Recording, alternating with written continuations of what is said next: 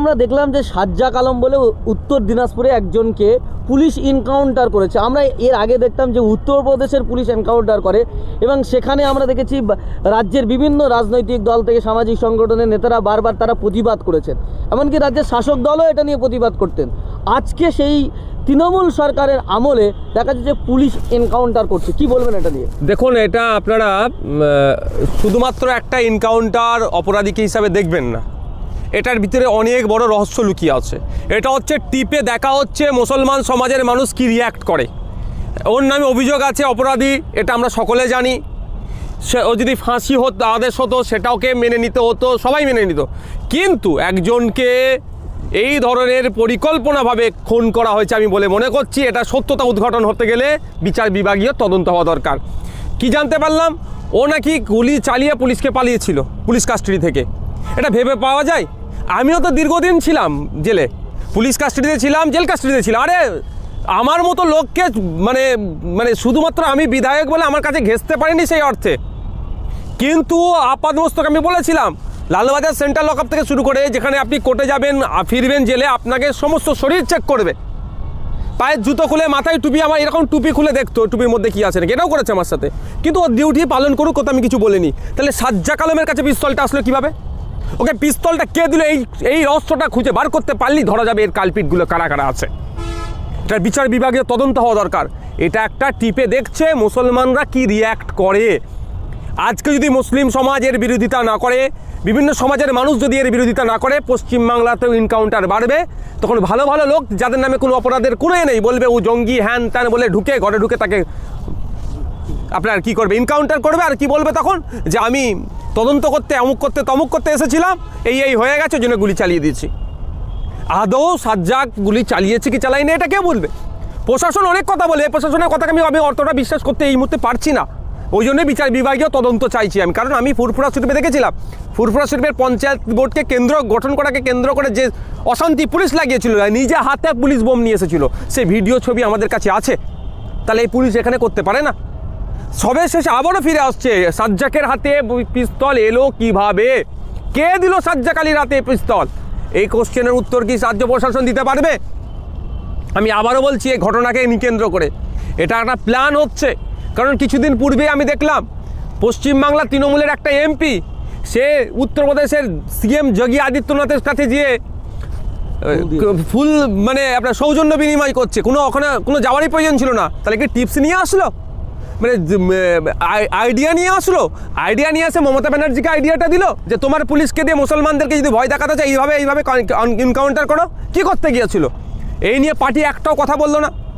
এতে শৃঙ্খলা ভঙ্গ হয়, ওতে শৃঙ্খলা বন্ধ হয়। যে মুসলমানদেরকে, মহিলাদেরকে কবর থেকে তুলে ধর্ষণের নিদান দেয়, তার সাথে ফুল বিনিময় করছে।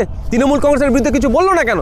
আমার তো মনে হয় উত্তরপ্রদেশে যোগী আদিত্যনাথের কাছে গিয়ে ওই এনকাউন্টার শিখে এসে পশ্চিমবাংলায় সেটা ইমপ্লিমেন্ট করার চেষ্টা করছে। আর এখনও পর্যন্ত এই ঘটনাকে কেন্দ্র করে যে সমাজকর্মী কে কি মুখ খুলবে আমি জানি না। আমি তাদের উদ্দেশ্যে বলছি, যারা মুসলমানদের কিছু হলেই রাস্তায় নেমে পড়ে প্রতিবাদ করেন, রাস্তায় না নামলেও মিডিয়ার সামনে দাঁড়ান। উত্তরপ্রদেশে মুসলমানদের উপর অত্যাচার হচ্ছে, অসমে মুসলমানদের উপর অত্যাচার হচ্ছে, উড়িষ্যাতে মুসলমানদের উপর অত্যাচার হচ্ছে, বিভিন্ন রাজ্যে মুসলমানদের উপর অত্যাচার হলে যারা প্রতিবাদ করেন, আজকে তারা কি বলছে সেটাও আমি দেখব। তারা যদি মুখ বুঝে চুপচাপ থাকে, তাই সেই সমস্তগুলোকে কিন্তু ছাড় হবে না আগামী দিনে, বলে দিলাম। উত্তরপ্রদেশে মুসলমানদের উপর অত্যাচারটাও অত্যাচার, বাংলার মুসলমানকে এনকাউন্টার করে মারছে, এটাও অন্যায়। এটার নিয়েও কথা বলতে হবে, আমি সেগুলোকে দেখব।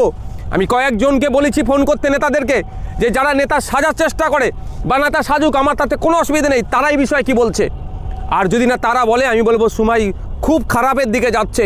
এসডিপিআইয়ের নেতা, রাজ্য স্তরের নেতা, রাত 1:30টার সময় তার বাড়ি নোটিশের নামে বিশৃঙ্খলা করতে যাচ্ছে।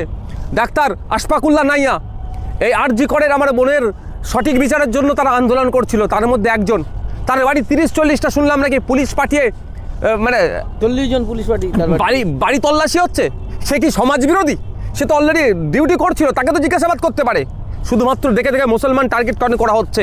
এটা যদি না মুসলমানদের ওই সমস্ত নেতাগুলো বোঝে যে আমরা চিৎকার চাচামেচি করছি, ওয়াকআফ নিয়ে দুটো বলে নেবো, মমতা ব্যানার্জি যদি একটা এমপি সিট দিয়ে দেয়, এমএলএ সিট দিয়ে দেয়, নিয়ে ঝপাং করে বসে যাবো, তাদের উদ্দেশ্যে বলছি, বুবা হয়ে থাকবেন না, চুপ থাকবেন না। যে ঘটনা ঘটিয়েছে গত রাত্রে পশ্চিমবাংলাতে, এই খারাপ কিন্তু একটা নির্দেশ দিয়ে দেখাচ্ছে আমাদের, সিমটমটা ভালো নয়। যদি আপনি চুপ থাকেন, কিন্তু ঘরে ঘরে ঠিক যেভাবে জঙ্গি খুঁজছে মুর্শিদাবাদে গিয়ে 7 বছর 8 বছর 10 বছর পরে ছাড় পেয়ে যাচ্ছে। 2022-20 দিকে আমরা খবর পেয়েছিলাম 21-22-এর আশপাশে যে একজনের বাড়িতে গিয়েছিল সে নাকি জঙ্গি, সেই জঙ্গি হয় তাকে শাস্তি হোক, এখনও পর্যন্ত তার মানে চার্জশিট হয়নি। তার বাড়ির সেফটি চেম্বারকে দেখিয়ে কি বলেছিল, সুড়ঙ্গ পালাচ্ছে। এখন সে সুড়ঙ্গটা কোথায়? ঠিক এই ধরনের ঘটনা যেভাবে অহরহ হচ্ছে, গা পেশা হচ্ছে, এটাকে জাস্ট একটা টিপে দেখতে চাইছে মমতা ব্যানার্জির পুলিশ যে মুসলিম সমাজ এটাতে কি রিয়্যাক্ট করে। কারণ শুধু জেলের মধ্যে নয়, এই অপরাধী বলে একে বাইরে এনকাউন্টার করেছে, আর টিপে দেখলো পুলিশ কাস্টাডিতে কীভাবে মুসলমানদের পিটিয়ে মারছে। আবু সিদ্দিক হালদারকে ওর পরিবারের সোনা গয়না টাকা পয়সা চুরি করলো, ওকে খুন করলো। গত 1.5 বছর হতে চলেছে আপনার এতে বারুইপুর পুলিশ ডিস্ট্রিক্টের আন্ডারে 4 জন খুন হয়েছে পুলিশ কাস্টাডি, জেল কাস্টাডিতে। এরম লিস্ট বেড়ে যাচ্ছে, মব লিঞ্চিং হচ্ছে, এই অন্যায় বেড়ে যাচ্ছে। একের পর একটা নতুন নতুন আইটেম বাংলাতে এসছে, যেটা উত্তরপ্রদেশে দেখতাম, মধ্যপ্রদেশে দেখতাম, ছত্তিশগড়ে দেখতাম, সেই আইটেমগুলো সেইভাবে হত্যার আইটেম বাংলাতে ফিরে আসছে। মুসলমানরা যদি মনে করেন চুপ করে থাকবেন আর উত্তরপ্রদেশের হয়ে হলে কথা বলবেন, চিৎকার করবেন, আমি তাদের বলবো ভুল হচ্ছে। অন্যায়কে যেই অন্যায় করে ওটা তার বিরুদ্ধে প্রতিবাদ করতে হবে, নাহলে এই সংখ্যা কিন্তু বাড়বে। আমরা এর আগে বারবার দেখতাম ইউপিতে, হরিয়ানাতে, মধ্যপ্রদেশ, রাজস্থান যে ইনকাউন্টার, কখনো আমরা দেখছি পুলিশ কাস্টাডিতে মৃত্যু বা এই ঘটনা আপনি যে কথাগুলো বললেন এখনও বাংলায় হচ্ছে। এই যে উত্তরপ্রদেশেতে আপনি যেটা বললেন যে আপনার কল্যাণ ব্যানার্জি সে যোগী আদিত্যনাথের কাছ থেকে পাঠ নিয়ে কিন্তু বাংলায় চালাচ্ছে, সেটাই তো আমার সন্দেহ হচ্ছে। কারণ কল্যাণ ব্যানার্জি যখন যোগী আদিত্যনাথের সাথে কথা বললো, ফুল টুল দিয়ে আসলো, তার পার্টি থেকে অফিসিয়াল স্টেটমেন্ট কিছু দেখেছেন? কিচ্ছু দেখতে পাইনি। আর ফিরহাদ হাকিমেও যে কথা বলেছে তার সাথে আমি সহমত না, কিন্তু ফিরহাদ হাকিমের কিছু হলে অফিসিয়াল স্টেটমেন্ট দিয়ে দিচ্ছে, ফিরহাদ হাকিমের এই মন্তব্যের সাথে আমি সহমত নয়। আর যে বলছে মুসলমান মহিলাদেরকে কবর তুলে ধর্ষণ করো, তার সাথে ফুল বিনিময় করছে, ফুলের আদান প্রদান করছে, তার বেলায় মমতা ব্যানার্জির দল কেন স্টেটমেন্ট দিচ্ছে না? এটা বুঝতে হবে মুসলমানদেরকে, বুঝতে হবে বাংলার মানুষদেরকে। অত্যাচারী মানুষ যারা অত্যাচারের শিকার হচ্ছেন তাদের বলবো, যদি চুপ করে থাকেন, যদি মনে করেন এই তৃণমূল আপনাকে বাঁচাবে, ভুল হচ্ছে। আমি হিন্দু মুসলমানের রাজনীতি পছন্দ করি না আর করবেও না, কিন্তু যারা ভাবছেন মমতা ব্যানার্জির দল মুসলমানদেরকে বাঁচাবে, তাদের উদ্দেশ্যে এই মুসলমান শব্দটা আমার ব্যবহার করা হচ্ছে। আমি অন্য কারোর জন্য আমি ব্যবহার করছি না, এখনও বোঝার সময় এসেছে। আরে বাবা, সে কত বড় অপরাধী, সে এত বড়, তার দম যদি থাকতো সে তো পালাতো। তার হাতে বন্দুকটা কে পৌঁছালো? সাজ্জাকের হাতে বন্দুকটা কে দিলে? তো এই প্রশ্নটা কিন্তু হচ্ছে না কেন? এই প্রশ্নটা আম সমাজ থেকে তুলতে হবে। এর প্রশ্নের উত্তর মমতা ব্যানার্জি পুলিশ মন্ত্রীকে দিতে হবে। ওর হাতে বন্দুকটা কে পাঠালো? যদি বলা হয় ওকে দেখা করতে গিয়ে কেউ বন্দুক দিয়েছে, ওই সময় যারা ভিজিটর্স থাকে সবের নামে লিস্ট হয়, তাহলে কে দিল? আর একটা কথা, চরম আমি মনে করছি অসত্য কথা বলছে। কারণ আমাকেও তো পুলিশ কাস্টাডি থেকে শুরু করে জেল কাস্টাডি যখন ছিলাম, আমাদের কোর্টে নিয়ে আসতো। যে চাবিটা হয় ওই গাড়িতে লক করার, সেই চাবিটা থাকে ড্রাইভারের কাছে। ড্রাইভারের যে রিং থাকে, 2টো চাবি থাকে, কম করে 2টো চাবি। একটা হচ্ছে ওই যে পিজন ম্যানের যেটা তালা মারে তার চাবি, ওটার থেকে আবার ওই রিংটা নিয়ে গিয়েই ওর মধ্যে অন্য একটা চাবি থেকে গাড়ি স্টার্ট দেয়। অর্থাৎ কেউ তালা কেউ খুলতে পারবে না যতক্ষণ না স্টার্টটা বন্ধ করে ওই চাবিটা নিয়ে এসে এই তালাটা খুলে। এই রহস্য থেকে যাচ্ছে। এইগুলো বলি নৌসাদ খারাপ, টু দ্য পয়েন্ট আমি কথা বলি, ওই জন্যই আমি খারাপ হয়ে যাই। কিন্তু বাংলার মানুষজনকে বলবেন, ভাবুন, বড় বড় নেতা যারা ভাবছেন মমতা তাদেরকে বাঁচিয়ে নেবে, এই তৃণমূল তাদেরকে বাঁচিয়ে নেবে, তাদের উদ্দেশ্যে বলছি, যে চাবিটা যতক্ষণ স্টার্ট গাড়ির বন্ধ করতে পড়বে, তার আগে ওই আপনি পিজন ভ্যানের গেট খুলতে পারবেন না। আমি তো নিজে আমাকে নিয়ে গেছে পিজন ভ্যান, আমি তো জানি। তাহলেও সে কিভাবে স্টার্ট বন্ধ করে সে এটা খুললো, এটা আমাদের ভাবাচ্ছে। কারণ উত্তরপ্রদেশে আমরা দেখেছি যখন এনকাউন্টার হয়েছে, অনেক খবর এসেছে, যতটা মিডিয়ার মাধ্যমে শুনতে পেয়েছি, এই ধরনের পুলিশের একটা পরিকল্পিতভাবে এই ধরনের এনকাউন্টার করা হয়েছে। আর আজকে আমরা কি দেখছি, সেই জন্য একটা রিপিট এখানে হচ্ছে। এটা বন্ধ করতে হবে। যদি চুপ বসে থাকেন, তাহলে আমি বলছি এটা ট্রায়াল দিল, এবার বাড়তে থাকবে। আমরা দেখেছিলাম 2 দিন আগে কলকাতা পুলিশের যিনি হেড প্রধান রাজীব কুমার, তিনি প্রেস কনফারেন্স, পুলিশের ডিজিপি তিনি বলেছিলেন যে কোনো অপরাধী যদি পুলিশকে গুলি করে, আমরা 4 গুণ গুলি চালাবো। তার 2 দিন পরেই এই এনকাউন্টার। তাহলে আমি রাজীব কুমারের উদ্দেশ্যে বলছি, যদি কোনো পুলিশ মানুষকে পিটিয়ে মারে, তাহলে মানুষ কি পুলিশকে পিটিয়ে মারবে? অপদার্থের মতো কথাবার্তা এইসব। তাহলে এই যে আমাদের আবু সিদ্দিক হালদারকে পিটিয়ে মারলো পুলিশ, তাহলে কি ওর পরিবারকে পুলিশকে পিটিয়ে মেরে দেবে নাকি? তাহলে উনি যদি ও কথা বলেন, তাহলে এইটা কি তার উত্তর এইটা হবে? অপদার্থের মতো কথা বলছেন তো উনি এত বড় পদে আছেন। সত্যি বলছি, আমি ওনার ওনাকে আমি ব্যক্তিগত বলছি, আমি উনি শুধু এই তৃণমূলের পাল্লাই পড়ে ওনার লাইফ মানে কেরিয়ারটা মনে হয় খুব একটা হলো না। আমি মনে করি অজিত ডোভাল সাহেবের কাছাকাছি থাকা দরকার ওনার এত ইন্টেলিজেন্সি আছে, কিন্তু উনি এই ধরনের কথা বলে দিলেন আমি ভাবতে পারছি না। কেউ গুলি ছেড়ে তাকে গুলি দিয়ে উত্তর দিতে হবে, এটা তো পাড়ার গুন্ডা মস্তানুরা বলে, ছোকরারা বলে। একজন ডিজিপির মুখের ভাষাটা হতে পারে না। জানি না ডিজিপিকে কে শিখিয়ে দিয়েছে ভাষাটা বলার। আর তারপর দিনই ছেলেটাকে একটা মুসলিম ছেলেকে মেরে দিল। আমি মুসলিম ছেলেটা বারবার এই জন্য বলছি যে আমি সিমটম দেখতে পাচ্ছি এগুলো অত্যাচারের খাড়া নেমে আসছে কীভাবে মুসলমানদের ওপরে ওয়েস্ট বেঙ্গলে। এটা উত্তরপ্রদেশ নয়। শুভেন্দু অধিকারী বলেছিল যে 2026-এ হিন্দুদের সরকার হলে উত্তরপ্রদেশের মতো ট্রিটমেন্ট হবে। আর মমতা ব্যানার্জি বলছে এটা সেকুলার, আর বাস্তব আমরা মনে করি এটা সেকুলার একটা সরকার চলছে। 15 মাস আগে মমতা ব্যানার্জির পুলিশ দেখিয়ে দিল শুভেন্দু অধিকারীর কথাটাকে কাজে মিলিয়ে দিল। মমতা ব্যানার্জি বললো শুভেন্দু তুই দাঁড়া, তোর থেকে আমি এক কদমে এগিয়ে আছি, তুই বলেছিস 15 মাস পরে হবে আর আমি এখন করে দেখিয়ে দেবো, এটা দেখালে হয়তো। শুভেন্দু অধিকারী হিন্দু ভোটের জন্য বলছে, আর এই এনকাউন্টার আমার তো মনে হয় হিন্দু ভোটকে পাওয়ার জন্য আর মুসলমানকে ভয় খাওয়ানোর জন্য কোলে উঠে বসিয়ে রাখবে। আর এই ঘটনা যদি উত্তরপ্রদেশে ঘটতো আর ওই পুলিশের জায়গায় উত্তরপ্রদেশ পুলিশ হতো, পশ্চিমবাংলায় এখন তৃণমূলের নেতারা বড় বড় করে লিখতো উত্তরপ্রদেশের বিজেপি মুসলমানদের উপরে কেমন অত্যাচার করছে দেখো। আর পশ্চিমবাংলার কিছু মুসলমানদের নেতা তারা বলতো দেখো ফেসবুক, সোশ্যাল সাইট, ইউটিউবে, মেন স্ট্রিমে যে যেখানে পারতো বলতো কি উত্তরপ্রদেশে মুসলমানদের উপর এমন অত্যাচার চলছে, এনকাউন্টার করে মেরে দিচ্ছে। আর উত্তরপ্রদেশেরটাও অন্যায়, বাংলারটাও অন্যায়, দুটো অন্যায় থেকে অন্যায় বলা শিখুন। আমরা সোশ্যাল মিডিয়া এবং নেটিজেনদের দেখছি এই হত্যাকাণ্ডের পরে তারা বলছে জেহাদিদের এইরকম ট্রিটমেন্ট দরকার। দেখুন ব্যাপারটা হচ্ছে জেহাদিদের এরকম ট্রিটমেন্ট দরকার। মুসলমান বলে যদি কাউকে জেহাদি দেখে দেয় তাহলে স্বাধীন ভারতের প্রথম শিক্ষামন্ত্রী যে প্রাথমিক শিক্ষা থেকে শুরু করে এই শিক্ষার আমূল পরিবর্তন করেছে মৌলানা আবুল কালাম আজাদকে ওনারা কী বলবেন? যে ভারতবর্ষকে পরমাণু বোমা তৈরি করিয়ে করলো, এপিজে আবুল কালাম আজাদকে কী বলবেন?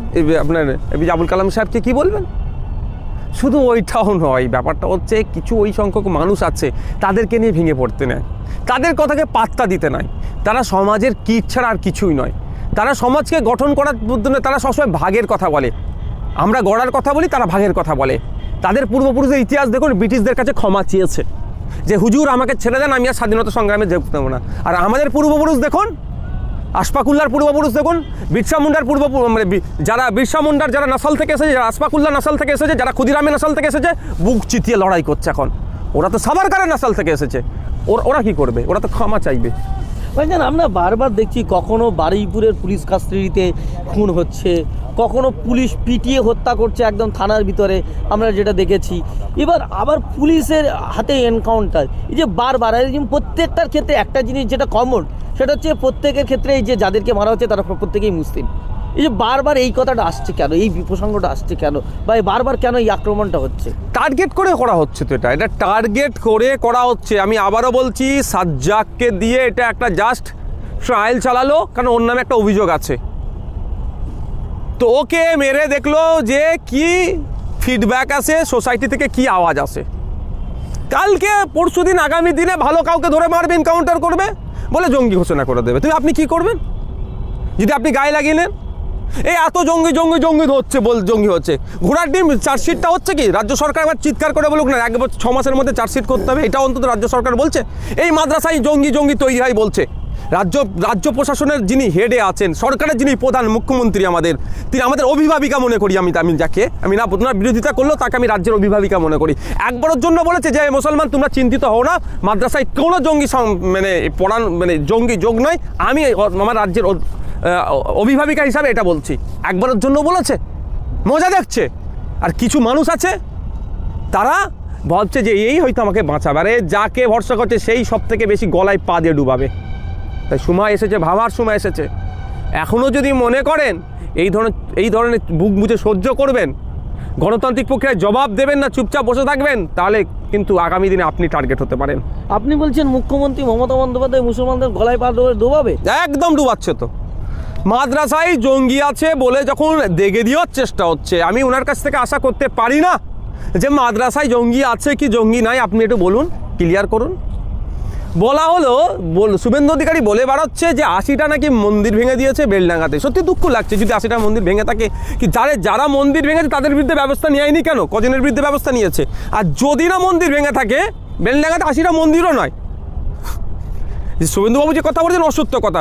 যদি না মন্দির ভেঙে থাকে এই ধরনের মিথ্যাচার করছে, তাহলে মমতা ব্যানার্জির পুলিশ কী ব্যবস্থা গ্রহণ করেছে? এই সব ব্যবস্থা গ্রহণ করবে না, বরঞ্চ অ্যাটমসফিয়ার এমন ক্রিয়েট করবে, মুসলমানদের বুকে ভয় দেখিয়ে রাখবে, এই তোমরা অন্য কোথাও যাও না, তোমাকে নাকি শুভেন্দু সাইজ করে ফেলবে। আরে বাবা, যে কাটছে সেই ওজা হয়ে ঝাড়ার চেষ্টা হচ্ছে। আমি আরটিআই করেছি 1 মাস হোক, তারপরে আমি মুখ খুলবো।